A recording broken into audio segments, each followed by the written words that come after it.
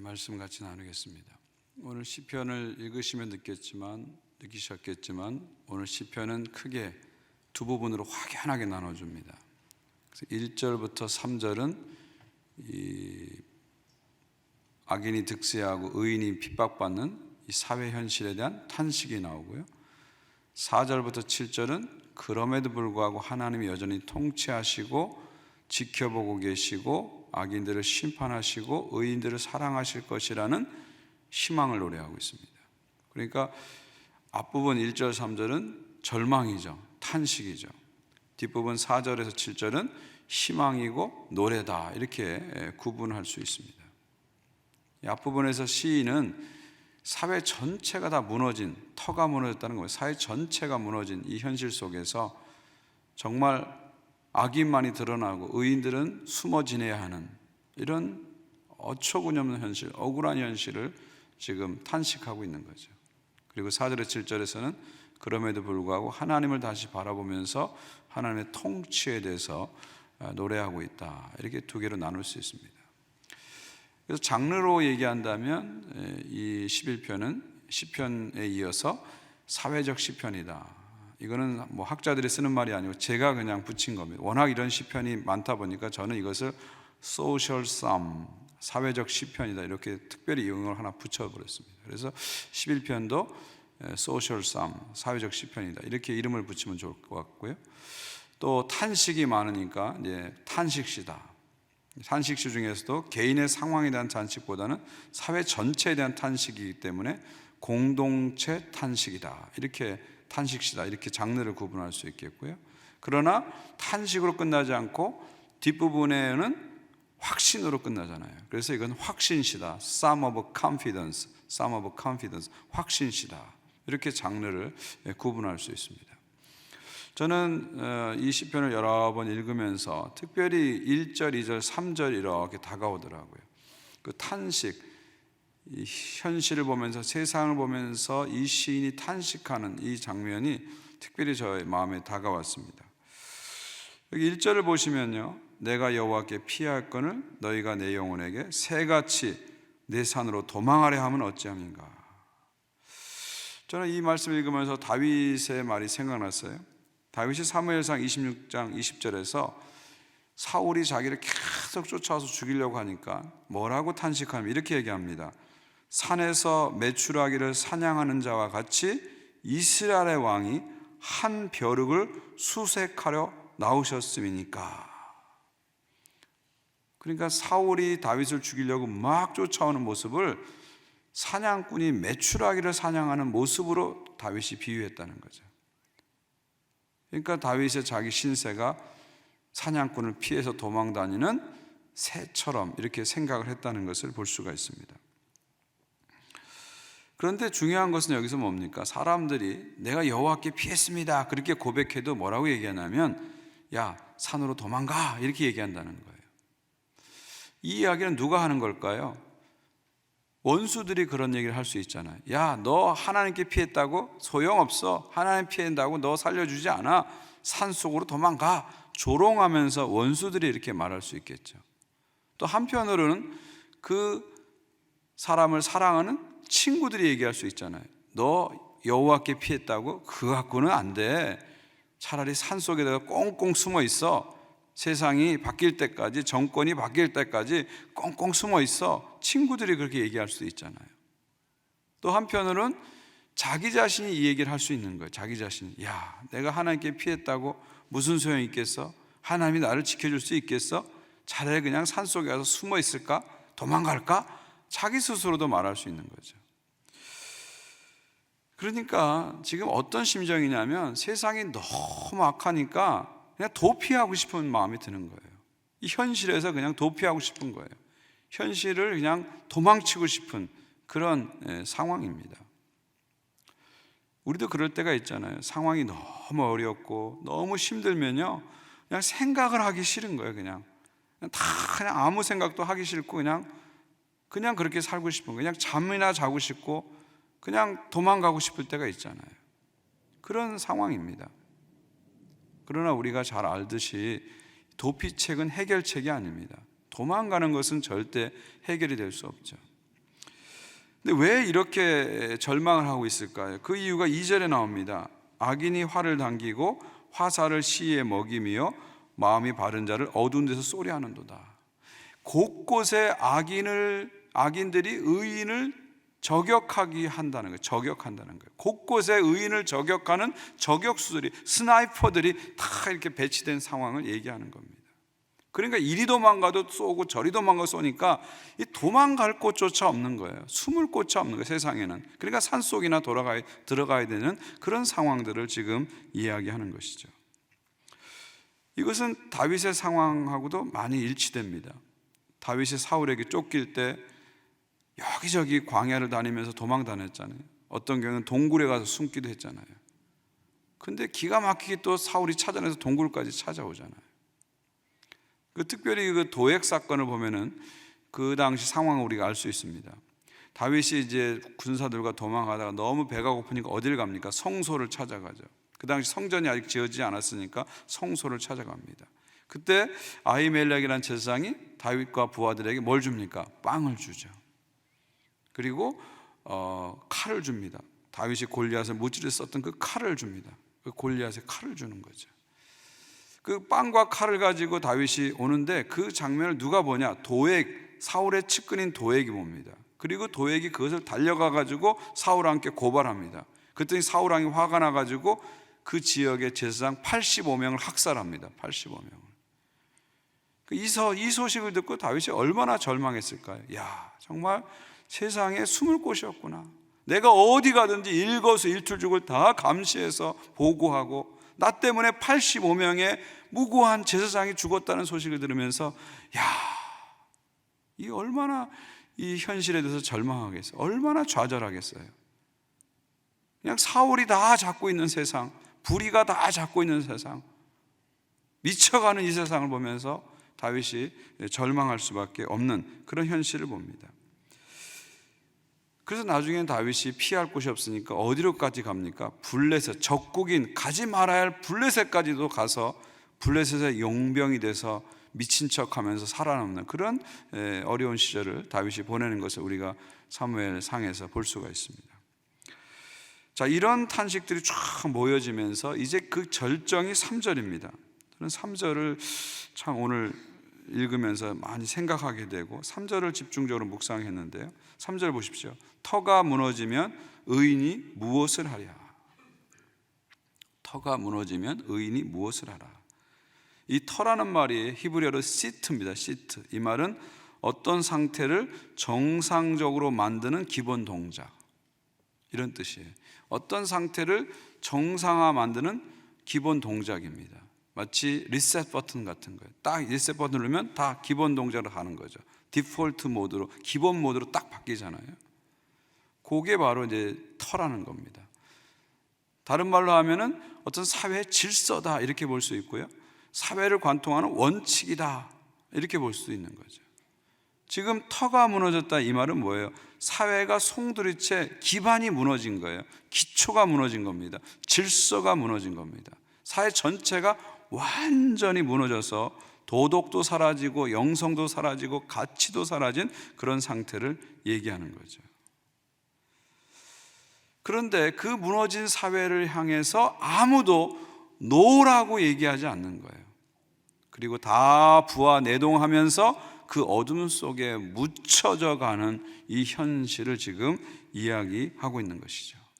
그 속에서 악인들은 마치 제사상을 만난 양 승승장구하면서 기뻐 소리치고, 의인들은 숨어서 눈물 지면서 살아가고 있고요, 보호받지 못하는 사회적 약자들은 탄식 속에 하루하루를 보내고 있는 거죠. 바로 그 3절이 말하는 현실이 그런 현실을 이야기하는 것이죠. 더 힘든 건 뭡니까? 터가 무너지면 의인이 무엇을 하랴? 이 하랴라는 단어가 저는 마음에 많이 다가왔어요. 의인이 무엇을 하랴? 이건 뭐예요? 무엇을 하겠다 이게 아니라 아무것도 할 것이 없습니다, 그런 거예요. 아무리 발버둥 쳐도 세상은 안 바뀝니다. 아무리 소리쳐도 세상은 안 바뀝니다. 결안으로 바위치기입니다. 아무리 결안을 던져도 결안만 깨지지 바위는 꿈쩍도 안 합니다.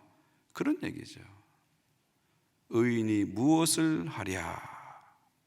이 하랴라는 말 속에 사회를 보면서, 어두운 세상을 보면서 깊은 탄식과 깊은 절망이 들어있는 거죠. 이 3절은 참 짧지만 이 3절 안에 정말 깊은 탄식과 절망이 있는 겁니다. 많은 얘기를 여기에 담고 있는 것이죠. 자, 이런 현실 속에서 의인들, 잠깐 말씀드렸죠. 의인이라는 것은 의롭게 산 사람, 깨끗하게 산 사람, 완벽한 사람을 얘기하는 게 아니라 그랬죠. 시편의 의인은 하나님을 의지하고 하나님께 소망을 두는 사람을 의인이라고 했습니다. 자, 이런 현실 속에서 의인들은, 다시 말하면 하나님을 믿는 사람들은 어떻게 해야 될까요? 이런 현실 속에서 많은 의인들이, 하나님 믿는 사람들이 어떤 선택을 하죠? 산으로 도망하자, 이런 선택을 하는 거예요. 세상은 어차피 더럽고 썩었고 문드러졌으니까 그냥 나라도 하나님의 보호와 은총 속에 살면서 잘 나를 지키다가 천국 가면 되지 않겠어? 이런 선택을 한다는 거죠. 어차피 세상은 저렇게 흘러가니까 나라도 깨끗이 살아야지, 그런 생각을 한다는 거죠. 이 시정잡배들과 악인들과 어울리지 말고 저 산속에 들어가서, 수도원, 기도원에 들어가서 나만 깨끗하게 한번 살아보자 하면서 신앙 속으로, 종교 속으로, 교회 속으로 도피할 수 있다는 거죠. 지금 그런 선택에 대해서 지금 얘기하는 것입니다. 그러나 이렇게 신앙인들이 선택하게 되면 누가 좋아할까요? 신앙인들이 이런 선택, 도피하는, 도망하는 선택을 하면 누가 좋아할까요? 좋아하는 것은 악인들이 좋아하는 거죠. 우리가 세상에 무관심하고 교회 속으로만 숨어들고, 우리가 세상의 현실을 외면하고 신앙 속으로만 숨어들고, 이렇게 하면 누가 좋아하냐면 악인들이 좋아합니다. 그래도 나한테 문제 제기하고 이런 사람들이 다 없어져 버리니까 악인들은 너무 좋은 거예요. 자기 마음대로 더 할 수 있는 거예요. 그리고 누가 좋아할까요? 마귀가 좋아하죠. 야, 이제 내가 마음대로 이 세상을 주물 수 있어. 거기에 노하는 사람이 한 사람도 없어. 저항하는 사람이 한 사람도 없어. 어둠을 어둡다고 얘기하는 사람이 한 사람도 없어. 마음껏 어둠을 퍼뜨리자. 마귀는 그렇게 얘기하는 거죠. 누가 슬퍼할까요? 하나님이 슬퍼하십니다. 세상을 이처럼 사랑하사 독생자를 주신 그 하나님께서 의인들조차도, 신앙인들조차도 세상을 외면하고 도피해서 교회로, 신앙 속으로 숨어가는 모습을 보면서 하나님은 슬퍼하십니다. 그렇기 때문에 도피책은 절대 해결책이 아니다. 우리가 현실로부터 도피하고 도망갈 때 마귀는 좋아하지만 하나님은 슬퍼하신다. 예수님은 우리들을 세상으로부터 떠나보내기 위해서, 떼어놓기 위해서 이 땅에 오신 것이 아니라 세상 속에서 세상에 물들지 않고 세상을 변화시키기 위해서 이 땅에 오신 것이죠. 기독교는 현실을 외면하는 종교가 아닙니다. 현실을 도피하는 종교가 아닙니다. 현실에 대해서 그냥 골치 아프니까 이거나 먹고 해결하라 하는 아스피린이 아닙니다. 타이레놀이 아닙니다. 오히려 기독교는 현실에 직면하게 만들고, 현실을 해석하게 만들고, 현실을 극복하게 만드는 위대한 힘인 것이죠. 그 다음 4절부터 7절 읽어보면 이 시인이 이 현실을 어떻게 극복해 가는지를 우리가 볼 수가 있습니다. 4절부터 7절을 통해서 우리는 신앙인의 바른 태도, 무너진 사회를 보면서 신앙인은 어떤 태도를 가져야 될지를 우리가 알 수가 있죠. 4절부터 7절 우리가 한번 확신을 갖고 같이 읽었으면 좋겠어요. 4절부터 7절은 확신시입니다. 그래서 좀 열정과 감동과 확신을 갖고 같이 한번 4절부터 7절을 같이 한번 읽겠습니다. 시작. 여호와께서는 그의 성전에 계시고 여호와의 보호자는 하늘에 있으며 그의 눈이 인생을 통촉하시고 그의 안목이 그들을 감찰하시도다. 여호와는 의인을 감찰하시고 악인과 폭력을 좋아하는 자를 마음에 미워하시도다. 악인에게 그물을 던지시니 불과 유황과 태우는 바람이 그들의 잔에 소득이 되리로다. 여호와는 의로우사 의로운 일을 좋아하시나니 정직한 자는 그의 얼굴을 배우리로다. 아멘. 이 말씀을 제가 좀 쉬운 언어로 번역한 표준 번역을 한번 읽어드리겠습니다. 주께서 성전에 계신다. 주님은 하늘 보좌에 앉아 계신다. 주님은 불꽃처럼 날카로운 눈으로 굽어보시고 사람을 살펴보신다. 주님은 의인을 가려내시고 악인과 폭력배를 진심으로 미워하신다. 불과 유황을 악인 위에 비 오듯이 쏟으시며 태우는 바람을 그들의 잔에 목으로 안겨주신다. 주는 의로우셔서 정의로운 일을 사랑하시는 분이시니 정직한 사람은 그의 얼굴을 뵙게 될 것이다. 이 시인은요, 현실을 보면서 탄식하고 절망했지만 거기서 끝나지 않는다는 거예요. 그 현실 뒤에 있는 진정한 현실, 눈에 보이는 현실 뒤에 있는 the ultimate reality, 진정한 궁극적 현실을 본 거죠. 그 현실은 뭡니까? 하나님이 통치하는 현실이죠. 하나님은 지금도 여전히 통치하시고 영원히 통치하신다. 그리고 그 하나님은 정의를 사랑하시고 정의를 사랑하는 사람을 좋아하신다. 그래서 악인에게 갚으실 것이고 의인에게 상 주실 것이라는 것을 분명하게 믿게 되는 것입니다. 그러면서 현실에 절망하지 않고 현실에 타협하지 않고 현실에 묻히지 않고 하나님 나라를 바라보면서 하나님의 정의를 바라보면서 그 나라에 헌신한 삶으로 나가게 되는 거죠. 이것이 바로 바른 신앙인의 태도입니다. 여러분, 우리도 마찬가지입니다. 그냥 기도하지 않고 뉴스를 보면은요, 세상이 다 엉망진창인 것 같아요. 하나님이 안 계신 것 같아요. 근데 여러분이 정말 깨어서 기도하고 뉴스를 보면요, 여전히 하나님은 통치하십니다. 영원히 하나님은 통치하십니다. 세상은 하나님 나라를 향해서 하나님 통치를 향해서 가고 있고요, 갈 수밖에 없고요, 가야만 하는 것이죠. 이것이 하나님의 경륜이고 하나님의 섭리이기 때문에 그 어떤 인간도 그 어떤 권력자도 하나님의 통치를 막을 수 없고 외면할 수 없고 도망갈 수 없는 겁니다. 바로 그 궁극적 현실, 변하지 않는 마지막 현실, 영원한 현실을 이 시인은 바라보면서 탄식에서 노래로 바뀌는 거죠. 절망에서 희망으로 바뀌는 것입니다. 여러분, 다니엘을 보십시오. 다니엘은 1차 포로 때 바벨론 제국에서 끌려갔습니다. 그리고 정권이 바뀌면서 이제 페르시아 제국 속에 살았죠. 정말 시대로 보면, 역사로 보면 가장 어두운 시대를 살았습니다. 그런데 그때 다니엘이 무엇을 노래합니까? 어떤 비전을 봅니까? 하나님 나라의 비전을 봅니다. 구약 성경에서 하나님 나라에 대해서 가장 직접적으로 이야기한 것이 다니엘서입니다. 하나님 나라에 대해서 가장 분명한 그림으로 선명하게 보여준 것이 바로 다니엘서인 거죠. 시대는 어두웠지만 오히려 하나님 나라가 더 분명하게 드러난 거죠. 마치 밤이 어두워질수록 별이 더 반짝이듯이 가장 어두운 시대를 배경으로 해서 다니엘은 하나님 나라의 선명한 그림을 본 거죠. 그래서 그 어두운 시대를 향해서 하나님 나라 비전을 선포하는 겁니다. 그리고 오고 오는 세대를 향해서 하나님 나라 비전을 선포하는 것이죠. 다니엘만 그렇지 않습니다. 성경의 모든 인물이 그렇죠. 모세도 그렇고 다윗도 그렇고 이사야도 그렇고 바울도 그렇고 쉽지 않은 시대를 살았습니다. 어두운 시대를 살았습니다. 그러나 그들은 어둠을 탓하면서 어둠 속으로 타협하지도 않았고요.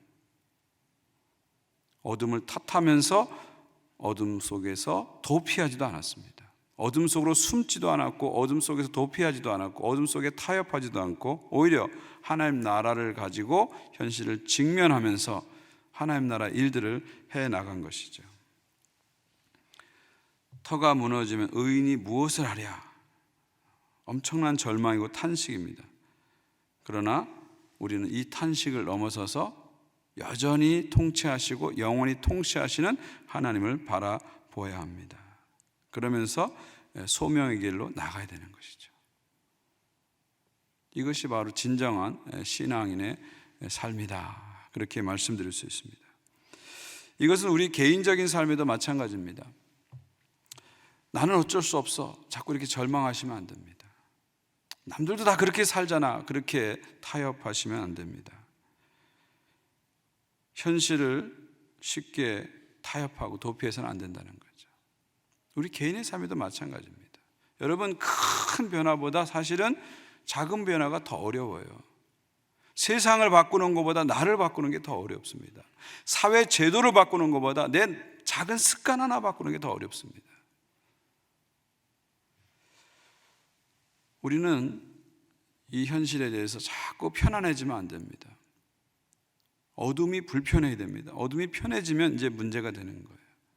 여러분이 어둠이 불편하다, 이건 여러분이 아직 살아있다는 거예요. 어둠이 불편해지면 괜찮은 거예요. 근데 어둠이 편안해지면 이제 그때부터는 소망이 없는 거죠. 어둠이 자꾸 불편해져야 되는 거예요. 그러면서 내가 이 어둠 속에 묻혀서는 안 된다, 이런 마음을 가지고 그 어둠 속에서 하나님 나라를 바라보면서 그 어둠을 빠져나와야 되는 거죠. 그리고 바꿔가야 되는 거죠. 내 나쁜 습관을 바꾸고 나쁜 생각을 바꾸고 자꾸 나를 끌고 가는 그 이상한 결론들, 이상한 착각들, 이상한 논리들을 자꾸 거부하셔야 돼요. 끊어버리셔야 돼요. 그리고 하나님의 논리, 하나님의 말씀, 하나님의 생각, 하나님 나라를 향해서 내 생각과 삶과 하루를 맞춰 가야 되는 것이죠. 오늘 1월 18일입니다. 새해가 시작한 지 18일밖에 안 지났어요. 얼마 지나지 않았습니다. 벌써 헛마음이 돼서는 안 됩니다. 벌써 포기해서는 안 됩니다. 하나님이 새 날을 주셨고 새해를 주셨고 새 마음을 우리에게 주셨습니다. 다시 한번 하나님을 바라보면서 내 삶의 어둠을 쫓아내시고요, 이 세상의 어둠을 쫓아내시고 하나님의 밝은 빛을 향해서 나가시는 여러분 모두가 되시기를 주의 이름으로 축원드립니다. 기도하겠습니다.